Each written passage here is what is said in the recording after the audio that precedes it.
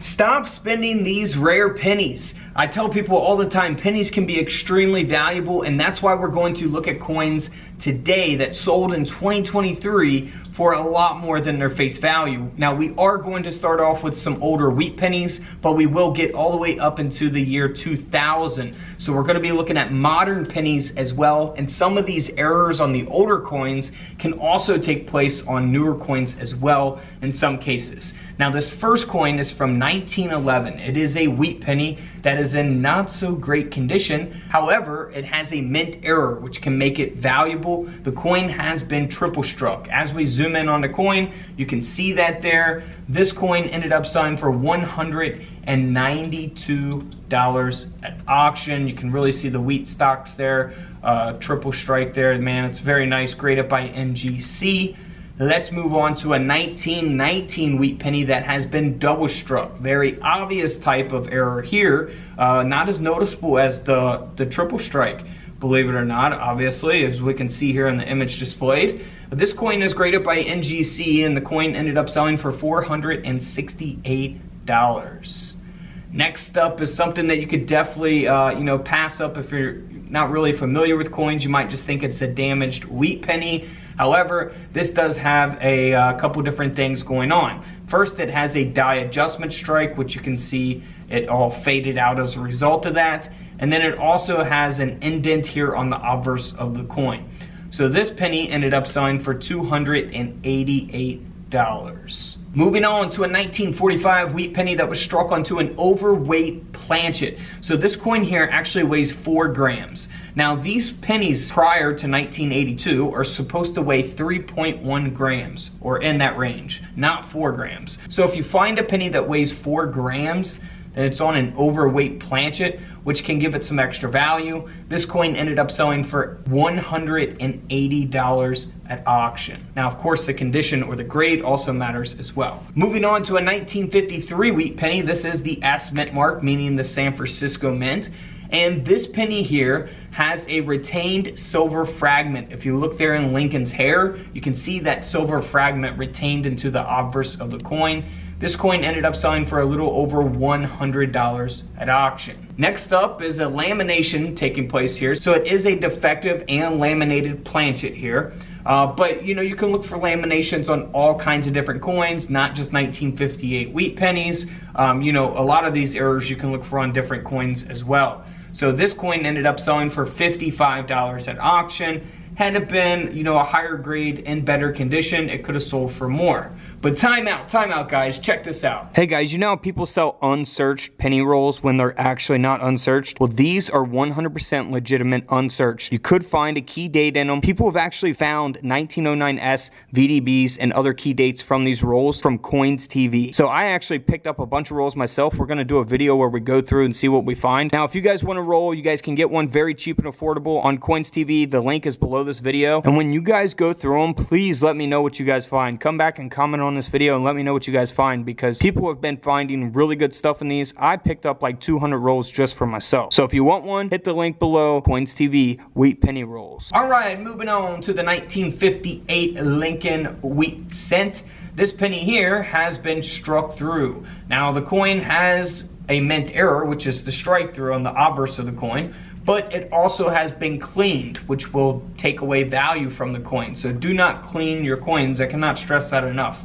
This coin ended up selling only for around $47. Had it not been cleaned, could have sold for more. Moving on to a very extreme type of mint error, a 1964 Lincoln cent that has been double struck. This coin sold for $384.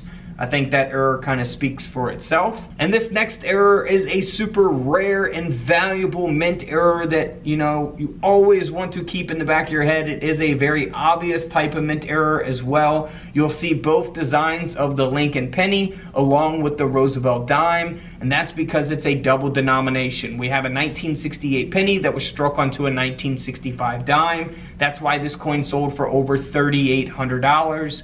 Nearly a $4,000 coin. Next up is a 1970 penny that has an incomplete curved clip. So you can see that there, that line going through there. Now, if it was a complete clip, it would have clipped off that whole side of the coin, but it's an incomplete curved clip, so you can still see that line there. So this coin ended up selling for $139. Now here's another strike through taking place on the Lincoln cent, where the obverse has been struck through, and it's a 1971 penny that sold for $43 at auction. Not a super rare and valuable coin, but it is a mint error to always look for.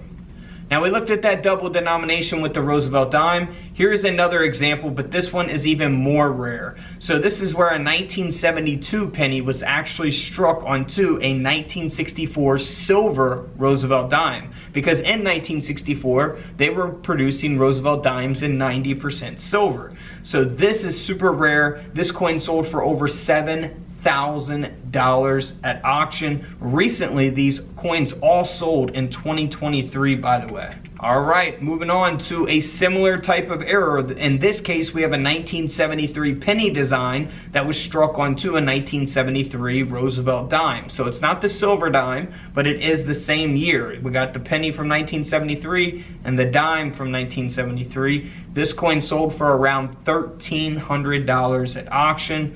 Again, over $1,000 coin there. And then we have the 1973 penny that has been struck through a piece of fragment here on the obverse of the coin. This penny sold for $228, graded by NGC. Moving on to a 1982 Lincoln penny. Now someone may mistake this for a damaged penny. You know, if you just found something like this laying around in a parking lot, you probably wouldn't think much about it, but it actually is a genuine mint error. The coin has been partially unplated, the planchet, and this coin ended up selling for around $150. And then we also have another double denomination where we have a Lincoln cent from 1984 struck onto a 1984 Roosevelt dime. Again, we've already covered this error. This coin sold for a little over $1,000. And then here is a piece of fragment that the Lincoln cent design from 1988 was struck onto. It only weighs half a gram. This coin ended up selling for around $170. Very nice penny there, but this penny here sold for over $550 because we have a 1990 Lincoln penny design that was struck onto a Roosevelt dime planchet. It was a blank Roosevelt dime planchet. That's why you don't see the dime design along with the penny design. So over $550 for that coin. And then this coin here has multiple errors. It's been multi-struck, broad-struck. We have a brockage on the reverse of the coin. This penny sold for $77 at auction, graded by NGC. Here's a penny that has just been broad-struck, and this coin ended up selling for around $60 at auction from 1999. Graded by NGC as well there at a mint state 65 red. So this next coin is a 1999 Lincoln cent that has been broad struck with an indent on the obverse of the coin. So this coin is graded by NGC at a mint state 66 red. Unfortunately, the coin only sold for 30 bucks. So if you're selling it, not really a good sell, but I think it's a good pickup if you're buying it. Pretty cool mint error for only 30 bucks. And then we move on to the year 2000. This coin has been triple struck. So a modern coin here with a pretty nice mint error, and this coin ended up selling for $55 at auction. So not too bad. Again, that one's pretty cheap. I think the value on that could potentially go up in the future. You just never know. It really just depends on what these top collectors are going to pay at a specific time and how many exist kind of on the market that are similar for, you know, similar dates. But don't forget to always inspect your change, coin rolls from the bank, or even an old coin collection that you may have inherited, because you never know what you may find. And don't forget to subscribe in the middle. Feel free to check out those videos to the left of me. And until tomorrow, I'll see you guys in the comment section below. This is Couch Collectibles, and this is where I disappear.